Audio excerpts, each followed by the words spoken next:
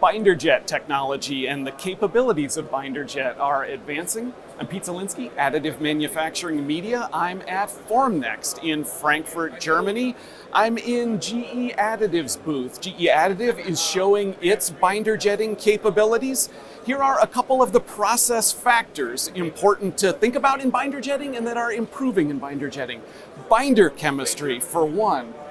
Stronger binder chemistry enables larger binder jet parts to be made effectively, stronger in their green state, therefore bigger, more massive parts are possible. But also that binder chemistry is important for the strength of a green part when it comes to depowdering something like the channels of a complex manifold like this. Another important factor is sintering, predicting how the part geometry is going to change during sintering.